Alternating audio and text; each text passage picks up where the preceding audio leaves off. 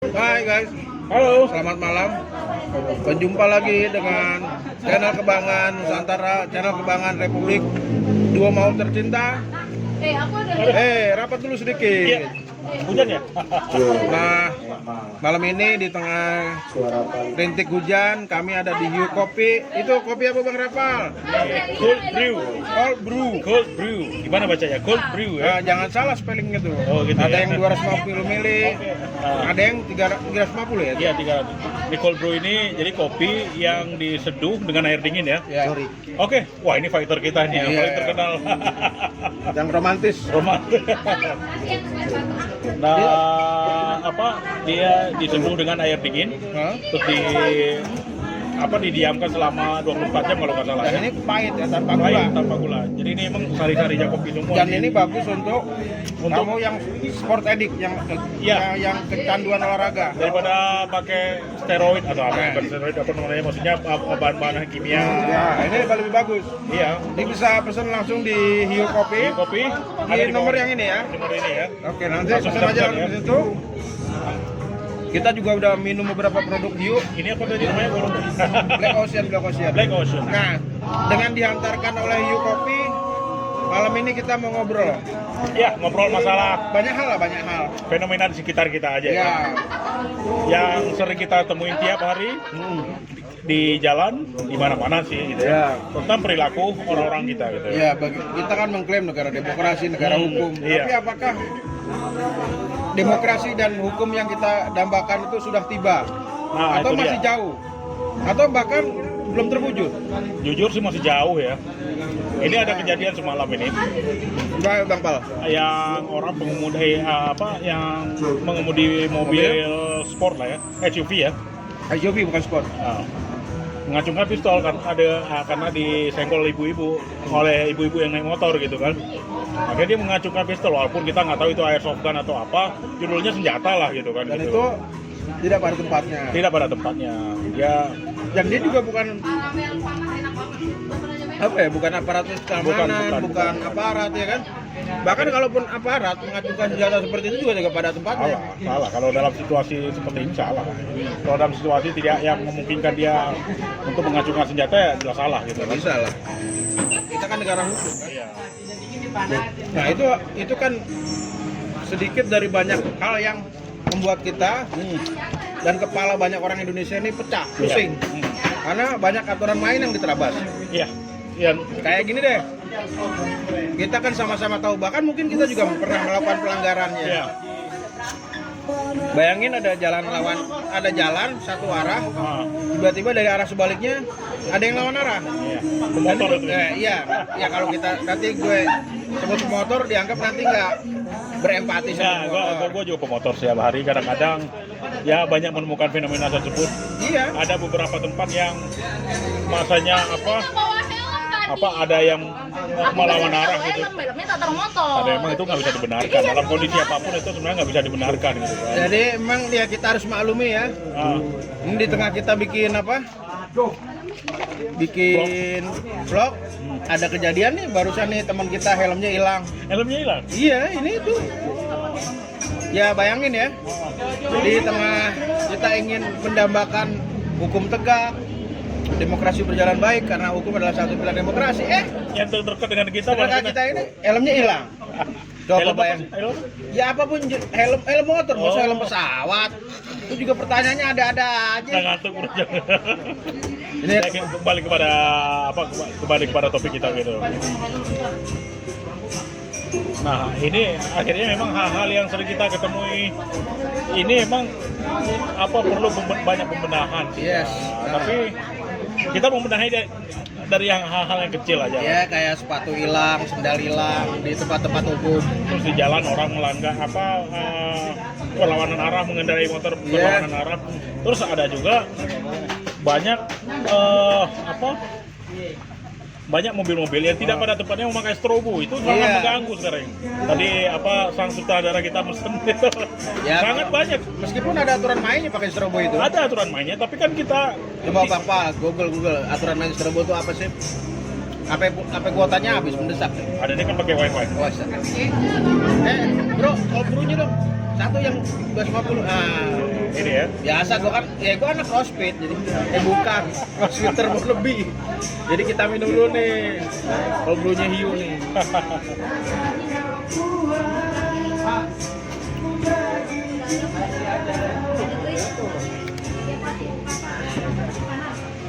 Ya, kembali ke ini, ya masalah ya banyak hal yang nggak cuma strobo itu ya. Iya. Tapi setahu saya memang penggunaan strobo itu ada Spesifikasinya ada sekitar 11 pihak yang boleh menggunakan strobo nah, itu. coba Bang Rafa sebutkan kira-kira pihak mana aja yang boleh pakai strobo itu. Tapi Udah baca aja, ada. nggak apa-apa kan. Kita di Fakultas Hukum kan boleh buka kitab undang-undang. Cuma ada satu aturan ini yang nomor 11 ini apa nomor terakhir ini agak sumir emang gitu. Nah, Sumir kayak daerah di mana? Daerah Cilangkap ya, ada daerah Sumir. Nah ini apa pihak yang dirasa bisa menggunakan strobo ini yang kira-kira buat apa? Bentar. Jangan ketukar ntar urusan strobo urusannya mengkritik pemerintah lah. Enggak. Kendaraan pertama yang berhak memakai strobo ya. Ya, siapa tuh? Kendaraan pemadam kebakaran Yes. yang sedang melaksanakan tugas. Yes. Kedua, ambulan yang mengangkut orang sakit. Yes. Bukan orang mati kayaknya ya. Ya. C. Yang ketiga, kendaraan untuk memberikan pertolongan pada kecelakaan lalu lintas. Yes. 4. Kendaraan pimpinan lembaga negara Republik Indonesia. Selanjutnya 5. Kendaraan pimpinan dan pejabat negara asing serta lembaga internasional yang menjadi tamu negara. Oke. Oh ini juga masuk. Iring-iringan pengantar jenazah. Oke, masuk. Oke. Nah ini yang terakhir bro. Apa tuh? Konvoy dan atau kendaraan untuk kepentingan tertentu menurut pertimbangan petugas kepolisian negara Republik Indonesia. Nah, pertimbangannya apa? Nah ini kan agak apa ya? Agak kacau. Agak Bisa multi interpretasi. multi interpretasi. Jadi multi tafsir ya, maksudnya bisa luas banget gitu. Iya. Nah, ini baru urusan strobo nih. Urusan strobo nih. Belum yang lain-lain. Nah itu dia. Banyak hal yang sebenarnya dalam kehidupan kita di bernegara berbangsa ini yang seringkali membuat kita kesel. Iya. Kalau anak sekarang keselnya bukan pakai S, Apa tuh? pakai Z, kesel. Kesel. Nah, jadi coba bayangin nggak sih lo di dekat rumah gue tuh, emang ada jalur dua arah, tapi tetap aja ada yang lawan arah. Jadi jalur dua arah tuh di Jemas Mansur Tanah Abang itu kan Iya. bisa. Yang dari arah Tanah Abang itu pemotor sering lawan arah tuh. Itu bahaya men. Bahaya banget. Misalkan gini ada angkot tiba-tiba dia harus berhenti. Ah. Terus dari lawan arah ada pemotor. Ah. Belakang mobil kagok. Nah, lu coba bayangin nggak? Betapa crowdednya itu. Iya. Dan seringkali di dekat tempat gua itu orang remehin karena dianggap bukan jalan protokol, nggak pakai helm. Waduh. Coba bayangin kalau ya kita bukannya bilang oh iya karena ya oke lah, cuma kenapa sih nggak ada precautious action? Pakai aja helmnya. Kan it might save your head ya kan? Karena lu ada precautious act gitu. Jadi sebelum kejadian ya lu harus hati-hati gitu kan. Tapi emang perlu waktu dan secara kontinu dilakukan pengawasan. Emang nggak mudah untuk merubah watak, apalagi perilaku apalagi dari bangsa kita yang multi etnik ini, multi segala macam lah, multi kelakuan juga bos. Kita untuk antri aja itu masih susah kan? Susah. Lu bayangin gak sih gue berapa kali antri di minimarket ya. Ini kan kita udah antri 3-4 orang. Tapi kadang-kadang masih ada itu yang tiba-tiba mau di nomor 2, mau di nomor 1. Nengok-nengok gitu. Kayaknya usaha banget supaya nggak antri gitu loh. Dan kadang-kadang yang fatalnya emang ada orang kadang nyerobot gitu. Dan dari tampilannya itu terdidik gitu. Nah, itu dia. Lu bayangin nggak kalau tampilannya terdidik, tapi perilakunya buat antri aja susah ya? Iya, jadi rendahan perilakunya. Kayak yang tadi kita awal ngomong soal apa, orang nyenggol atau kesenggol, langsung terus ngeluarin beceng, ngeluarin pistol, kan buat apa? Emangnya kita bernegara wild west? Emangnya kita nggak beradab? Emangnya kita nggak punya hukum? Sebebas-bebasnya di Amerika juga nggak gitu-gitu amat, keles gitu. Iya, ya artinya semua harus pada tempatnya. Terus lu buat apa ngeluarin pistol? Emang lu dikerubutin dalam konteks ada tombak, ada parang, ada golok di situ? Enggak kan? Iya. Gitu. Nah juga ada perilaku lagi yang suka pemotor yang suka ngerokok itu bro. Nah lu pernah ngalamin kayaknya? Pernah ngalamin, gua hampir berantem. Ternyata anggota dari lembaga tertentu, ya akhirnya ya gue memutuskan males lah untuk berurusan dengan itu akhirnya. Dia ngerokok tuh Merokok di jalan itu. dan dia menyatakan itu tidak apa-apa. Tidak apa-apa, dan ketika gue ajak ke satu institusi tertentu, lembaga tertentu, petugas di lembaga tersebut bilang bahwa itu tidak melanggar peraturan. Nah, terus kalau misalkan tiba-tiba itu bara apinya masuk mata ente gimana? Kan belum kejadian mas, begitu dia ngomong. Ngomong bilang apa bro? Ya, itu Tapi gini bro, ya serendah itulah peradaban Iya. kita ya. ya gue setuju lah, dalam beberapa hal setuju. Tapi memang kita masih punya peluang untuk berubah banyak ya. Ya pasti. Cuma apakah harus menunggu Itu dia. episode Iya. berikutnya daripada masa reformasi ini? Iya. Yang telah gilang gemilang telah menghantarkan orang memilih presiden secara langsung. Jadi kayak ada disparitas gitu loh. Orang paham bahwa dia harus milih dan punya pilihan politik yang bebas dia pilih. Tapi di saat yang sama individu kita, bangsa kita, warga negara kita susah sekali berdisiplin gitu. Ya, Kan ukuran demokrasi, ukuran hukum kan kadang-kadang nggak harus dari banyaknya orang yang masuk ke penjara, bos. Iya. Bukan itu kan, malah sedikit orang melanggar hukum itu kan gimana? Anda kan mahasiswa fakultas hukum nih. Ya, tapi gini maksudnya, kita itu penegakan hukum, law enforcement-nya itu masih sangat kurang gitu bro. Jadi terkesan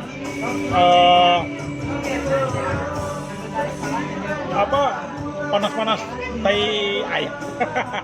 Maksudnya tidak kontinu gini. Panas-panas sop kambing lah, biar agak sopan dikit. Sekarang gini bro, Malaysia, gua bicara dalam konteks Singapura ya. Ya komparatif lah, komparatif. Kan nggak jauh beda. Yes. Pesek sama pendeknya sama. Ya sama itunya lah semuanya. Jadi gini, Singapura itu butuh waktu yang sangat lama untuk bisa mendisiplinkan orang supaya mau antri. Jadi mereka ketika untuk mendidik orang antri di suatu tempat, mereka masang pagar itu. Pagar itu bukan setahun, 2 tahun, 10 tahun, 15 tahun itu baru pagar itu copot, orang baru bisa antri. Dan jadi itu, harus ada muscle memory dulu ya. iya, tapi semacam itulah kan. Tapi emang karena waktu itu mereka kompleknya nggak sekomplek kita mungkin penduduknya. Dan Lee Kuan Yew itu juga berkuasa dalam waktu yang relatif juga lama gitu kan, sehingga dia bisa menerapkan peraturan. Dia bisa mengimpos sedemikian rupa aturan main. Mengadopsi peraturan untuk mendidik supaya orang Singapura itu bisa untuk berdisiplin. Yes. Dan Singapura memang sangat terkenal, bahkan terkenal sebagai fun country, negara yang banyak denda gitu loh.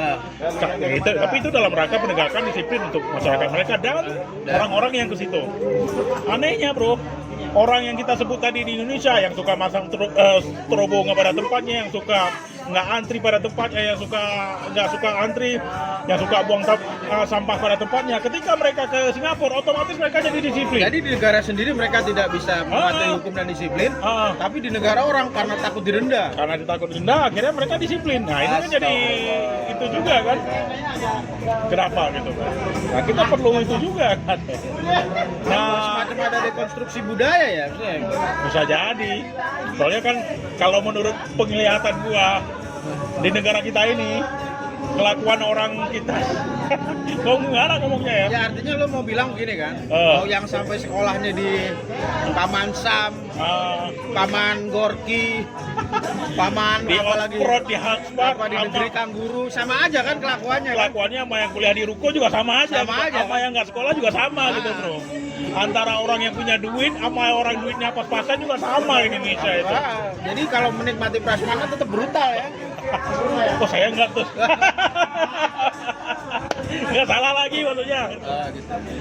Ya tapi itulah. Mungkin perlu apa ada anomali ya? Anomali kan yang anomali nggak cuaca doang sama perubahan iklim. Jangan-jangan anomali dalam perilaku kita ini apa ya sebabnya? Kan harus dicari akar masalahnya. Dan kita kadang-kadang berharap banyak sama kelas menengah mereka sebagai gerbong perubahan, tapi nggak bisa juga ya. Memang kan idealnya dalam konteks sosiologis ya. Kelas menengah itu adalah kelas yang mendorong terjadi perubahan kan. Kelas menengah ini kan tidak hanya bicara statistik atau statistik di mana mereka memiliki penghasilan yang masuk kategori itu, tapi kan pendidikan tinggi, apa pergaulan luas, secara intelektual tercerahkan. Tapi tetap aja kelakuannya. Iya. Apa karena kita senang gini maksud gue? Apa ada kecenderungan gini ya? bangsa kita tuh nggak mau repot melakukan telaah. Orang kita tuh nggak mau repot melakukan telaah. Jadi gini, atau nggak mau repot mencerna. Misalkan gini, ini kan gini ya, ini kan lidi ya, atau sunduk sate gitu ya. Instead gue taruh di sini supaya bisa dibuang secara proper, udah gue taruh aja di lantai. Padahal kalau gue sembarangan taruh di lantai, kan bisa nusuk kaki orang. Iya. Artinya bener-bener nggak mau. Oh kalau gue taruh ini di bawah, nggak gue taruh di sini, akibatnya apa? Nggak mau repot gitu menelaah bahwa akan ada konsekuensi tertentu atas tindakan kita untuk orang lain gitu.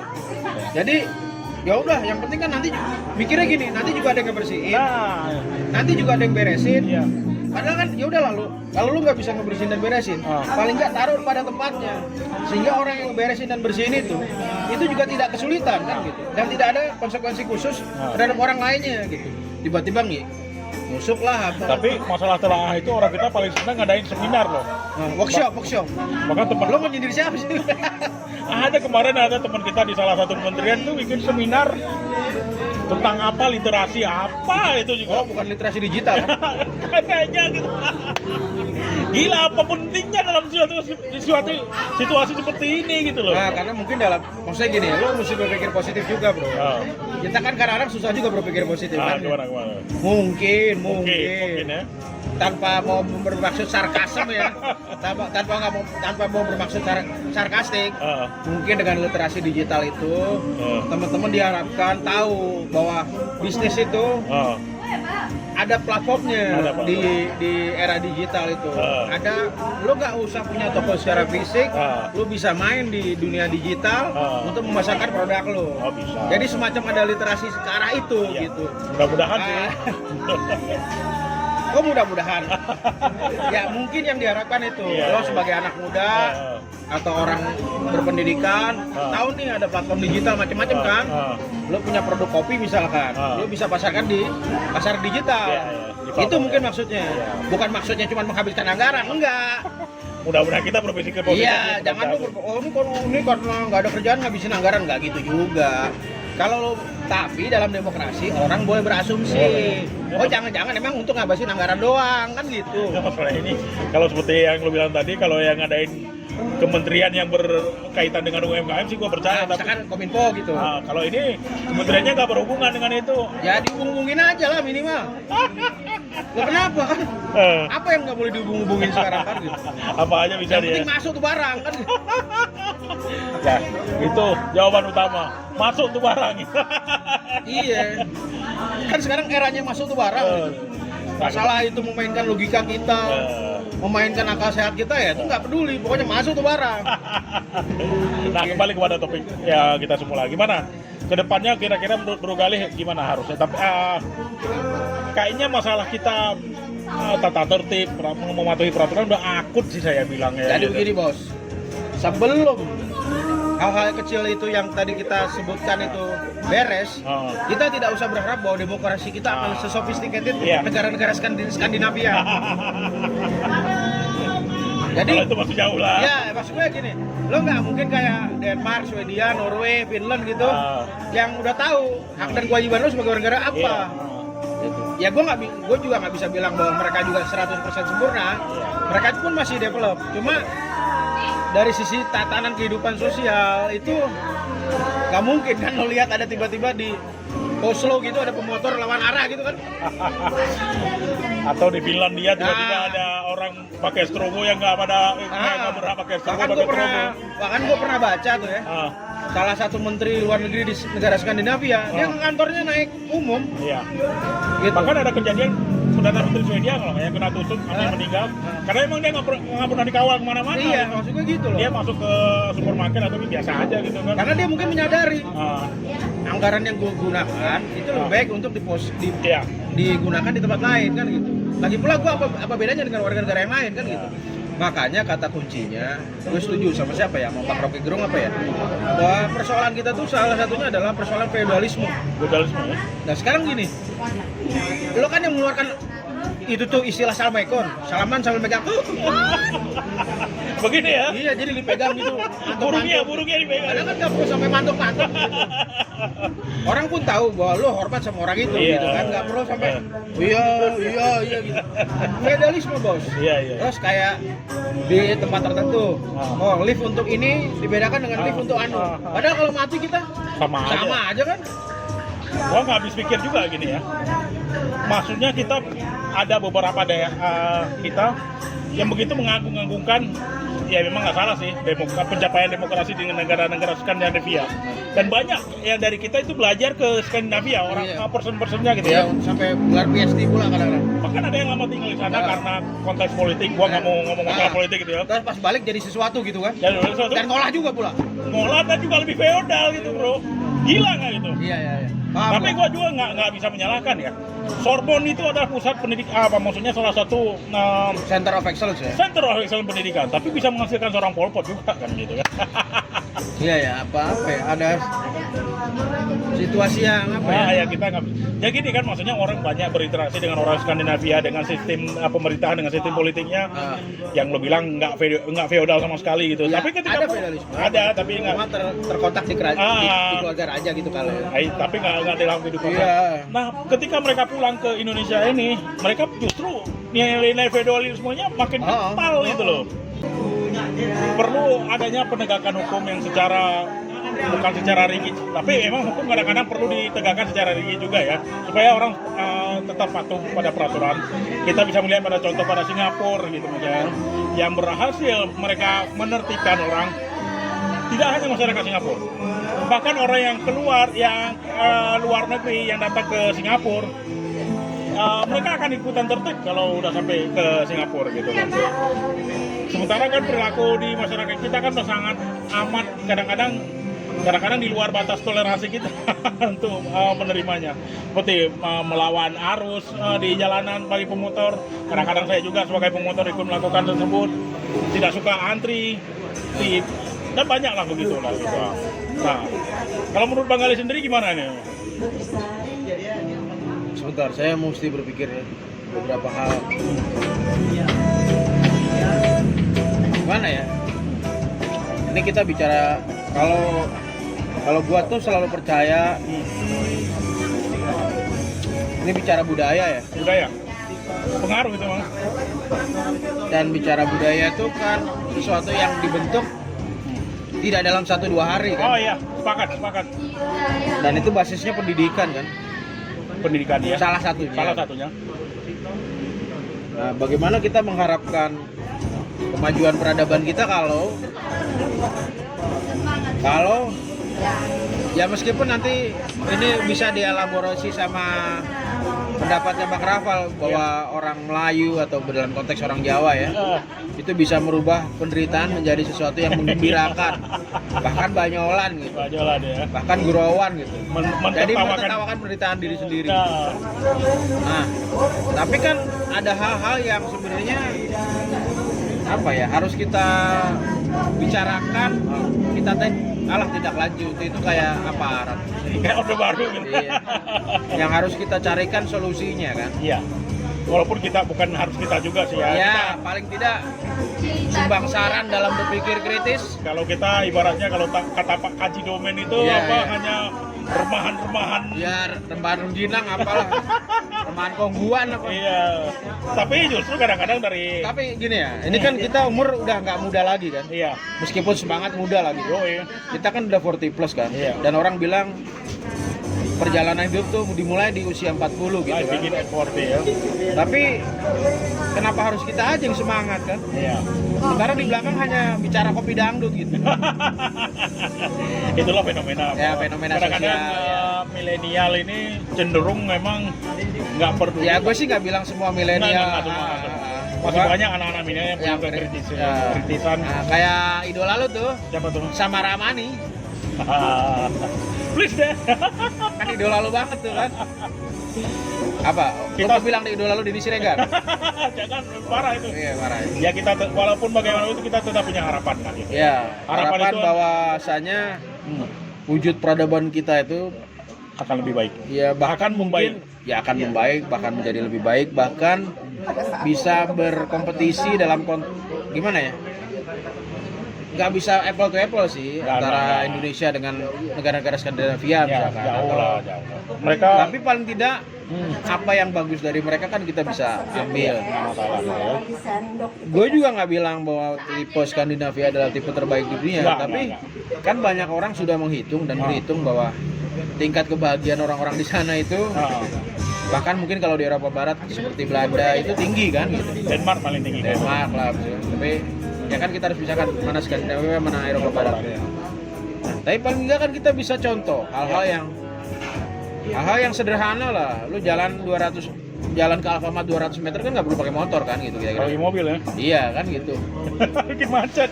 Nomplak-plak. Iya, maksud gue hal-hal kecil itu bisa kita mulai untuk bukan menyempurnakan ya, karena pasti tidak ada yang sempurna. Nggak ada sempurna. Untuk memperbaiki tingkat peradaban kita lah gitu. Iya. Jadi orang tuh nggak sekedar ngejar panjangnya gelar, tidak sekedar mengejar gue udah dokter loh gitu, atau nilai-nilai yang ya yang di atas kertas kayaknya memukau gitu. Tapi kadang-kadang nggak berbanding lurus dengan kelakuan. Nah itu Nggak berjalan lurus dengan kelakuan ya.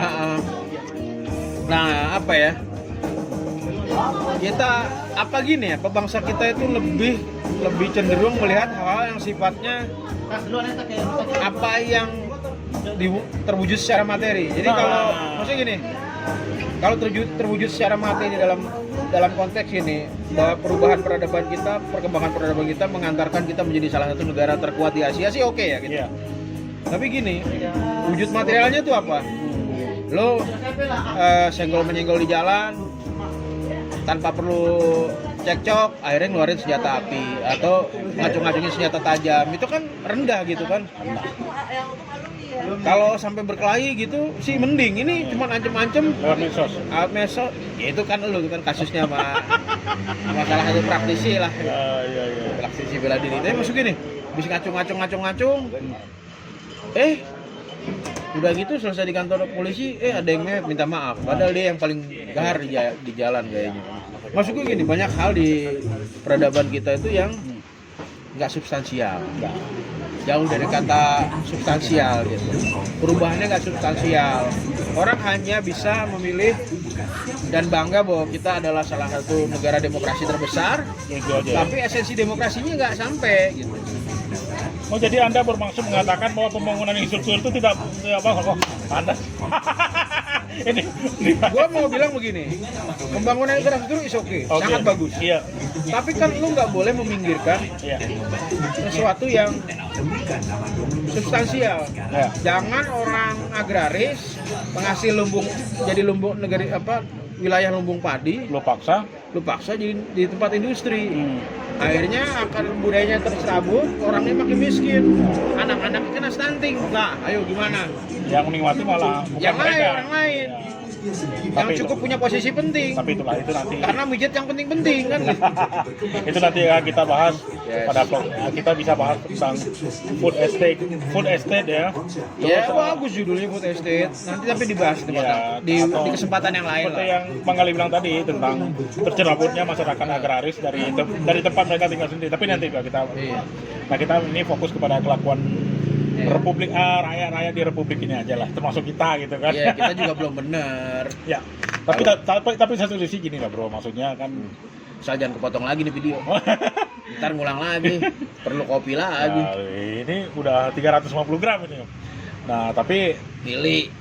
Oh iya, miligram. Ya tapi itulah, maksudnya itu dinamika lah Tapi kita nggak bisa cukup sekedar mengatakan ini dinamika. Harus ada usaha untuk ke arah yang lebih baik gitu. Ya. Saking usaha mengarah kepada lebih baik. Yang penting terpinggirkan. Ya itu. Padahal itu penting ya. Penting. Cuma seringkali gini, orang sering senang membungkus di kita tuh setengah membungkus. Iya. Bungkusnya mentereng, lu akan benar. di approach. Iya. Padahal belum tentu bungkus mentereng isinya mentereng. Nah itu dia. Nah makanya maksud gue kita itu seringkali bicara hal-hal yang tidak substansial. Yang substansial malah kita tidak bicarakan atau kita abaikan atau kita cuekin lah. Iya. Sederhananya begitulah. Iya. Gitu. Oke. Lo mau kita nyanyi? Enggak, nanti aja. Closing dulu deh. Oke, closing dulu. Daripada ntar panjang-panjang, kayaknya lu udah pengen ikutan nyanyi, gue lihat tuh. Apa lagunya siapa ya? Ah, Ya, dulu tuh filmnya Dian Sastro siapa itu sama Nicholas Saputra. ada apa dengan cinta? Ah, kayaknya lu pengen nyanyi itu. Ya? Bukan, itu bukan film generasi kita. Apa? Belum generasi kita itu Cowboy Sutra Ungu, buset apa? Kabut Sutra Ungu, buset jadul amat. Udah tutup. Betul. Heeh. Kita kan generasi SCAP, film Apa? cerita akhir pekan kan Oh, Ferry. iya. Lo ingat nggak? Aci gue Dia nontonnya. ada film cerita akhir pekan itu film cerita Indonesia lepas. Biasanya bintangnya Rano Karno, Ah. sama Yesi Gusman itu. Si Gusman jadi senior gue bos di Oh, iya? kampus. Oh, gitu ya? Oh. Iya, sarjana hukumnya bareng, maksudnya Oh, gitu? satu alma mater. Oh. Pernah sekelas juga bos. Iya. Mudah-mudahan apa itu menjadi apa memori gue lah sama Baik. bintang pujaan pada masanya kan. Yo. gitu. Oke, Oke. Teman-teman, penikmat channel apa? tagline-nya? Kebanggaan dan kecintaan Republik bos. Kebanggaan Ya dan elah begitu kecintaan. aja lupa. Lupa gua tagline-nya. Oke. Pokoknya itu aja dari kita ya, Ah. bahwa kita semua sepakat bahwa kita harus berjalan ke arah yang lebih baik. Ya emang Kita- harus dekonstruksi Iya, kadang-kadang. Jadi iya. instead kita memperbaiki bangunan yang ada, Iya. itu kita harus ngeratain bangunan itu, dibikin bangunan yang baru Perlu waktu. dalam bingkai NKRI Dan, dengan ideologi Pancasila. Ingat tuh. dan kita perlu waktu Nah, emang. meskipun lo kayaknya agak nggak setuju tuh. Tetap setuju. Wah, tetap setuju ya. Anda ini terlalu Iya. mendivided gitu. Iya. Oke lah, Oke. daripada kita ngelantur Ya, ngalor emang ngidul. udah mulai ngelantur sih sebenarnya. Tapi itulah omongan kita. Tapi ngelanturnya kita tuh isi daging. daging tetelan juga. Sama gaji jadi sop. Oke ya. Oke, sampai ketemu di video-video Thank kita you. berikutnya Jangan lupa dengan isi yang makin berdaging, bergaji dan berlemak berlemak. ala sop kami Betawi. Tetelannya apa? Kikil juga masuk. Kuahnya susu. Tanah Abang dong. Oh iya, bukan anak Tanah Abang. Oh, iya. Oke, Jadi, sampai ketemu lagi kawan-kawan ya. jangan lupa like, share, and subscribe. Tonton ya teman saudara-saudara kami dari Sabang sampai Merauke, dari Tanah Abang sampai Rawabangke. nah, terus dari Dari mana? Pulau Rote sampai Ah. Pomiangas. Oh, itu kampungnya Ardi ya. Iya. Oke, cukup sekian ya. Oke aku terus. Tetap di belum ya? Eh? 2 maut. Tuh, Fuh. udah ngantuk.